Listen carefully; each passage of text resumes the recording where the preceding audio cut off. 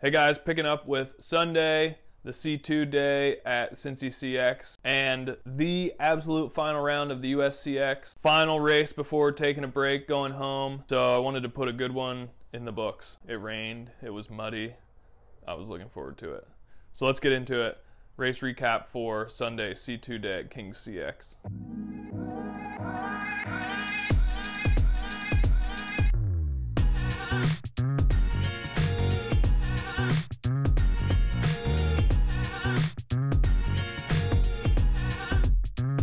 So I was bummed on Saturday to come away with second place. I wanted to try to get a weekend sweep here, but that didn't happen.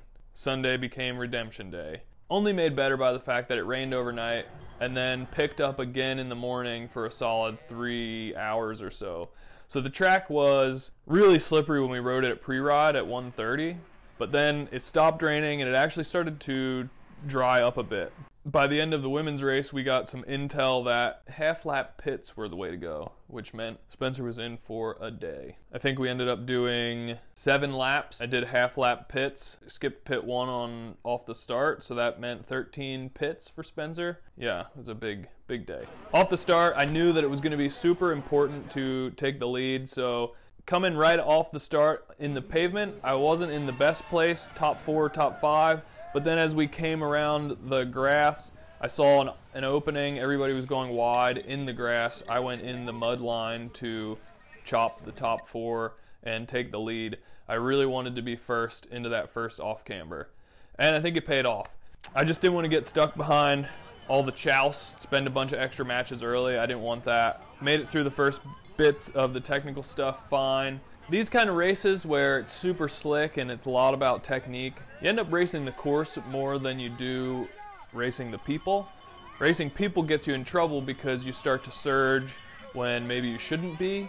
You have to keep a really calm, cool, collected kind of headspace because you're going to make mistakes. It's just the way that it's going to go. And how you react to those mistakes is really going to dictate, what's going to happen later in the race. I tried not to worry too much when dudes would gap like 5 seconds or so. You just keep an eye on it, ride smooth. Smooth is fast in these situations. Trying to force speed in corners where you can't do it is just not going to work. So early on, it was Curtis, myself, and Strohmeyer kind of got away. Lance was there. That was maybe like 2 laps. By 2 laps, it was just Curtis and I. So we were just kind of riding together for a lot of this race. We didn't really put a ton of space between us and the guys behind us until about halfway through the race. Pitting was super important. For me, I started pitting right away at half laps. It just felt so good to get a fresh bike and have some fresh tread for some of the sections right out of the pit. So once Curtis and I got a gap, Curtis did a lot of work in the middle of the race. He was pulling for most of the sections, and I was kind of just sitting on his wheel, like watching him, seeing where his weaknesses were, seeing where I felt comfortable, where I thought maybe I could go a little faster. And most of that happened on the technical sections.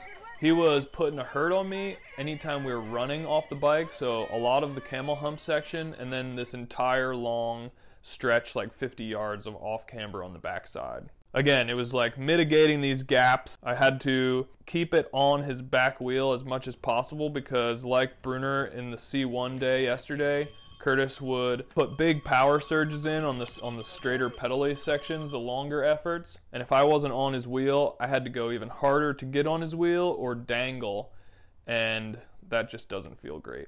Walk this line of being too close where like if he messes up, I could mess up, but also not be too far away. He could get a gap pretty easily on me. So we came into 2 to go riding together the whole race. We both started pitting together as well. Knew that I didn't want to take this into a sprint finish. I wanted to apply pressure early and see if Curtis would mess up. So heading into 2 to go, I came by the pit and put a bit more pressure on Curtis through off camber sections and in through the woods. I think through a series of like smaller little slip-ups, I ended up with a gap of like 5 to 10 seconds. I came by pit 2, grabbed a new bike, pushed it up over this hill, and just had people screaming in my face that I had a gap, and so that was kind of the nail in the coffin for me. It was all in at that point. I think I kind of started to gap him, and then I think maybe he like dabbed a foot, Made it through that next half a lap, and then 1 to go. I looked back and saw the gap I had, so I knew that if I rode smooth, a good tempo, I could get it. Right after pit 1, I crashed at one point. Pretty sure I bent my derailleur.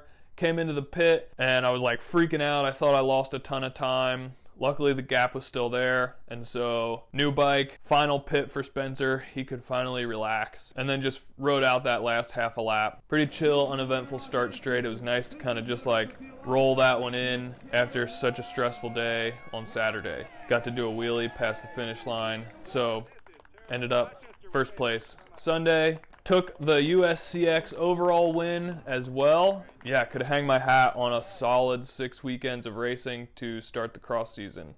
I got a weekend off and then heading to Iceman, another weekend off before Hendersonville, 2 weekends off before the Pan Am Nationals block, and then Monday after Nationals we're heading over to Europe for Christmas period. So the first 6 weekends done, but we're just getting started. Thanks for watching.